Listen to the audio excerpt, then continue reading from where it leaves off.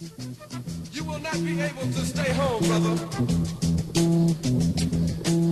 You will not be able to plug in, turn on, and cop out. You will not be able to lose yourself on Skag and skip out for beer during commercials because the revolution will not be televised. The revolution will not be televised. The revolution will not be brought to you by Xerox in 4 parts without commercial interruptions. The revolution will not show you pictures of Nixon blowing a bugle and leading a charge by John Mitchell, General Abrams, and Spyro Agnew to eat hog maws confiscated from a Harlem sanctuary. The revolution will not be televised.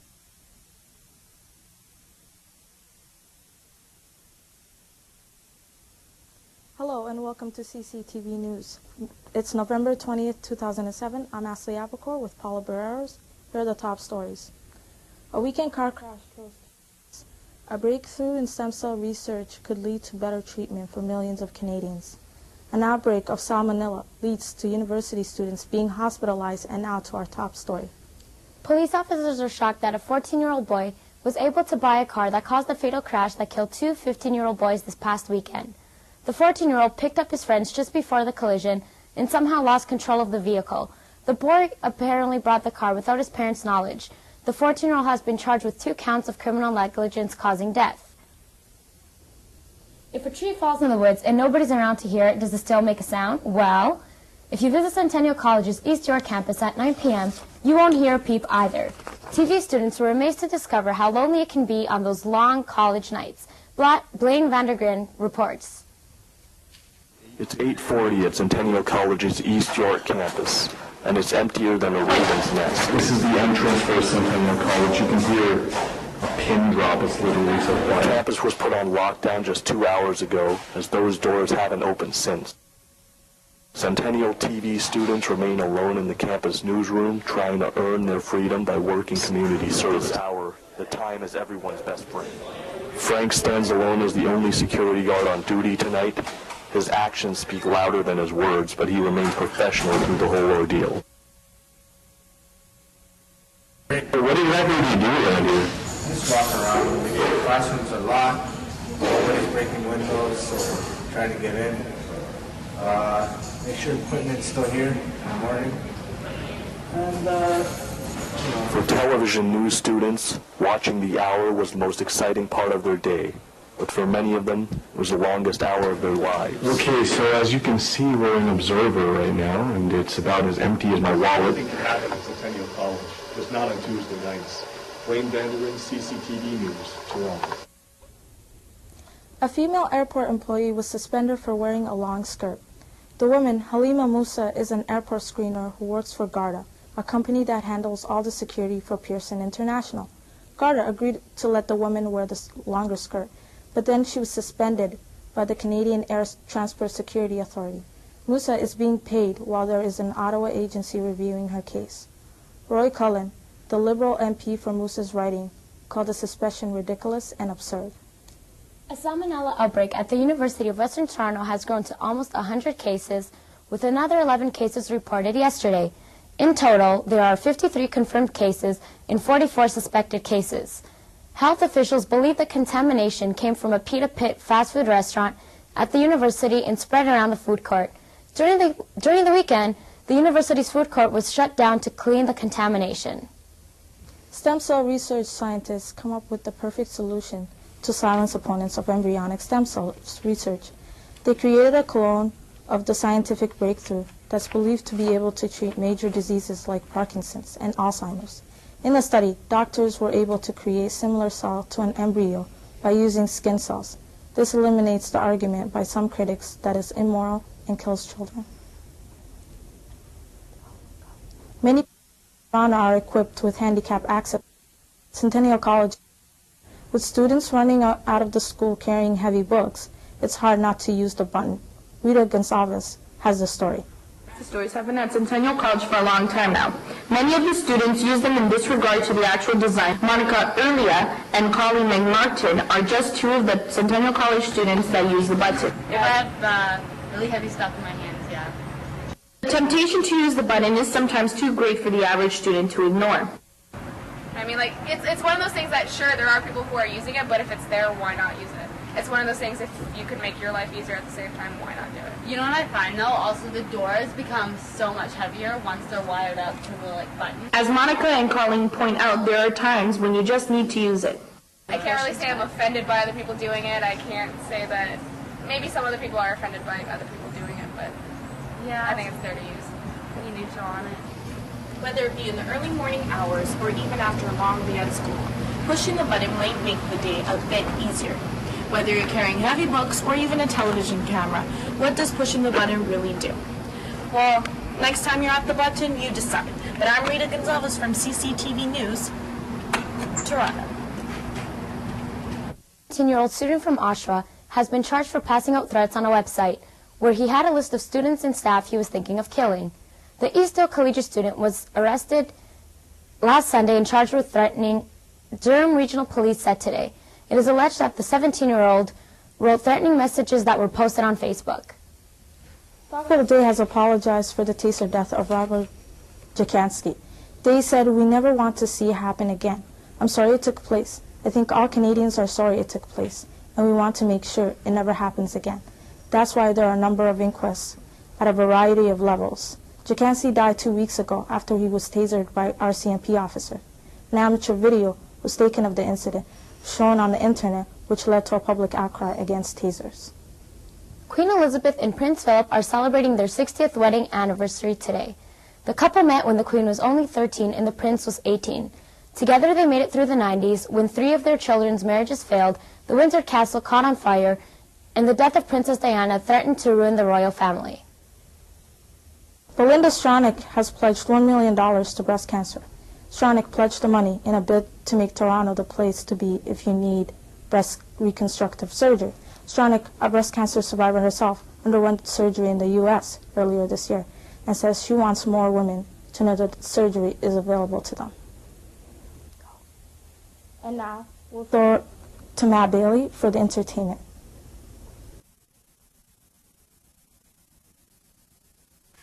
Hi there. The 2 finalists of ABC's hits television show The Bachelor were given a reality check on the season finale last night. The show's star, Brad Womack, surprised viewers by not choosing a soulmate, saying that the decision of picking a wife was far too big for a reality TV show. The 2 female contestants were floored when they received the news that they would be sent home without their prize. Paris Hilton is in hot water again, as yet another sex tape of her has surfaced on the internet. In the video, Hilton is in a hot tub and is said to be mocking her previous attempt at pornography. The Hilton tape is believed to be in storage, but was sold off when the heiress failed to pay her bill. The belongings were then sold to an unnamed buyer, and eventually the tape found its way into the hands of David Hans Schmidt, who is known as the Sultan of Sleaze. The tape was then transferred to the internet. That's it for me. More entertainment with news with Adam Bemma after this. Awards tomorrow at 8/7 Central on CTV. Polite society tells us that it's rude to stare. But then along came the 2005 Nissan Altima with a new redesigned interior and a sleek new refined exterior. So go ahead, stare. Frankly, it'd be rude not to. Now get the Ultima 2.5S Extra loaded with $1,000 worth of no-charge options. Looking for affordable home ideas? Come to a Sears Home Store.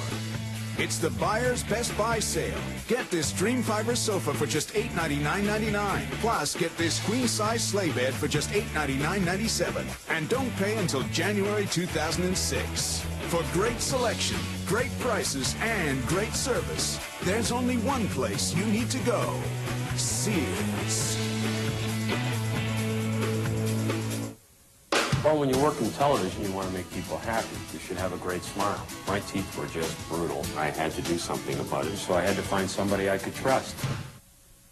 I'm Dr. Mark Coachman, and I personally make sure everyone receives the most advanced care no matter how serious their condition. Together, we can achieve the smile makeover you deserve.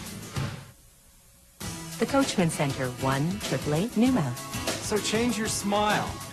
And change your life. Thanks, buddy. Santa Margherita, Saint of impossible causes, men pray to her when they need to be forgiven. Women pray to her when they are going to have children.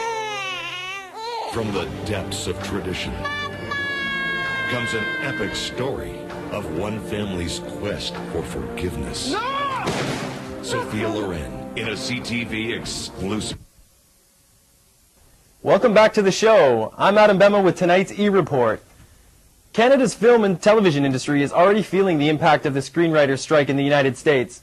Productions across the country are being affected by the Writers Guild of America's 3-week-old work action. The film and television industry has been brought to its knees, and further setbacks may occur if this strike is prolonged any further. Now, Canadian networks are seeing a surge in popularity as their American counterparts are considering to air a few Canuck-themed shows. Little Mosque on the Prairie and Corner Gas are programs that being looked at as alternatives for American viewers. CBC and CTV are currently negotiating with U.S. broadcasters to air these CanCon gems. Speaking of the CBC, the recent controversy surrounding their pulling the plug on the documentary Beyond the Red Wall, The Persecution of Falun Gong, led to complaints from the film's director, who fears pressure from Beijing caused the network to reconsider airing the doc. The film, which shows the oppression of Falun Gong practitioners, will be shown tonight on CBC News World, with a few changes to the overall production. Now with a look at sports, here's Gord and Rocio. Thanks, Adam, and hello, everyone. I'm Gord and Brunt with Rocio Castillo, and here's the latest in the world of sports. Thanks, Gord. The Toronto Maple Leafs play the Boston Bruins tonight at the Air Canada Centre. This will be the first time that Tuukka Rask will be facing the Leafs since being traded from the team in 2006 for Andrew Raycroft. Rask has since become one of the most talented goalies in the NHL. He has a 7-2-0 record with 2.1 goals against average for the province of the AHL. He was also named tournament's top goaltender at the 2006 World Junior Tournament. The Leafs are hoping to win 2 in a row for the first time in almost a month.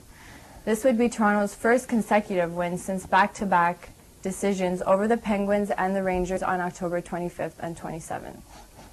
In basketball, the Toronto Raptors play for the first of a 3-game road swing tonight against the Dallas Mavericks at the American Airlines Center in Texas. The Raptors, sitting at just 500 so far this year, will try to win their first game in Dallas since December 30th, 1999. The Raps have since lost 13 of 15 games against them. They will be looking to accomplish this against a strong Mavs team who are 7-2 and remain unbeaten at home this season. After coming off a tough loss against the Golden State Warriors, the Raptors will need to continue their play well on the road, where they're 3-1 compared to their 2-4 home record. The Canadian Football League has shown some creativity in transportation to the Grey Cup to Toronto. The Cup was transported on a Durham police helicopter from Hamilton to the Toronto Island Airport, where the 95th Grey Cup celebration officially got started. CFL Commissioner Mark Cohen and Rick Brace, president of CTV and chairman of the 2007 Grey Cup Committee, as well as the mayor David Miller, were all there to show support. In baseball news, Major League Baseball has awarded Jimmy Rollins of the Philadelphia Phillies with the National League Most Valuable Player. Rollins won the award after the season after receiving 16 of 28 first-place votes in a tight race over Colorado Rockies outfielder Matt Holliday. Rollins set career highs in almost every statistical category. The Toronto Blue Jays have announced that they have acquired infielder Marto Scutaro from the Oakland Athletics in a trade for 2 minor league pitchers. There are also rumors that the general manager J.P. Ricciardi is interested in free agent pitcher Matt Clement. Atlanta Falcons quarterback Michael Vick is being asked to set aside at least $1 million to cover the care costs of all the pit bulls rescued from his illegal organization of dogfighting. The government asked U.S. District Judge Henry Hudson to issue a restraining order to freeze the $1 million to cover the cost of the dog rescues. After turning himself in on Monday, Vick will be facing a prison term of up to 5 years. In other hockey news, the Vancouver Canucks look to win their 3rd straight tonight when they visit the Edmonton Oilers at Rexall Place. After finishing the first month with a mediocre 5-7-1 record, the Canucks have since gone 5-1-1 in November. This is just one of 3 matchups tonight in the NHL, with the Calgary Flames hosting the Colorado Avalanche. The Anaheim Ducks have reached an agreement on a multi-year contract with 22-year-old star Ryan Getzlaf. Getzlaf was drafted 19th overall in the 2003 NHL draft. The deal would keep the team's points leader in the Anaheim jersey through the 2012-2013 season.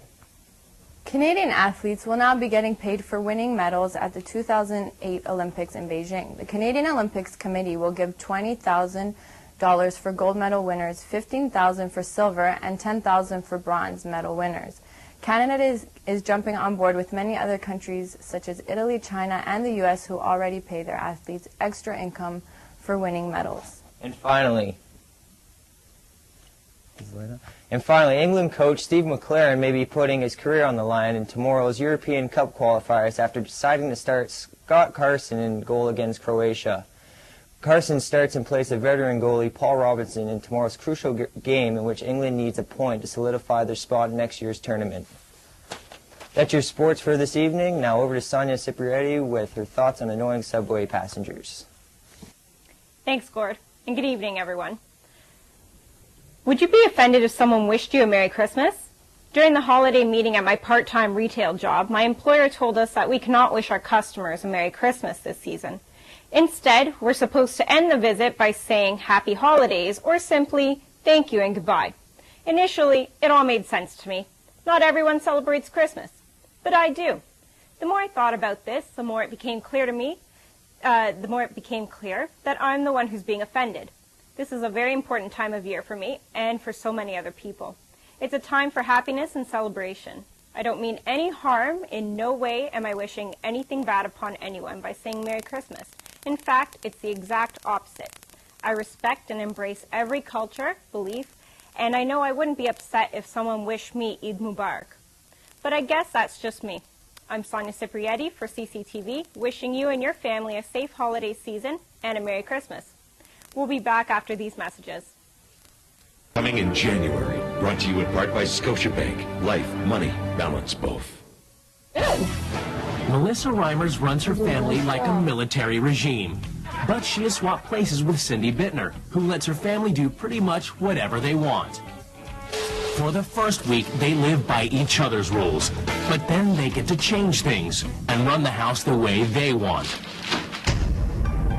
The big moment has finally arrived. The wives are about to come face to face with their new families.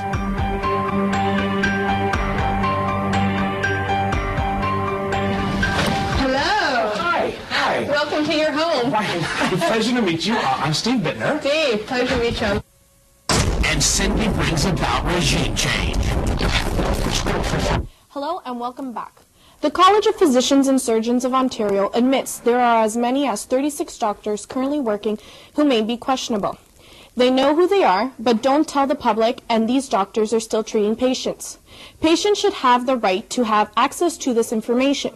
With recent deaths like Kanye West's mother, Donda West, people should really have strong background information about who is putting them under the knife, who no one to begin with wanted to proceed with Donda's request for surgery because of her medical condition and of her age. If this is so, why did she find that it wasn't fishy that Dr. Jan Adams was willing to do the surgery? He has been sued after a woman had gauze forgotten in her for 7 years. People should always background check on people who they don't know or haven't been referenced to by someone. I'm not saying that Donda's death was not a tragedy, but it is something we can all learn from. Everyone should take this into consideration and search on the net. Those are my thoughts. For CCTV News, I'm Rita Goncalves. Now back to the news desk for the final word. Welcome back. Thank you for joining us. That's all for our news. I'm Asli Abokor with Paula Barreiros. On behalf of all of us at CCTV News, stay warm and have a good night.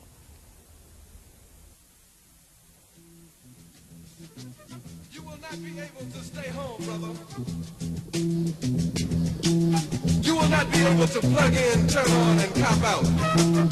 You will not be able to lose yourself on Skag and skip out from there during commercials because the revolution will not be televised.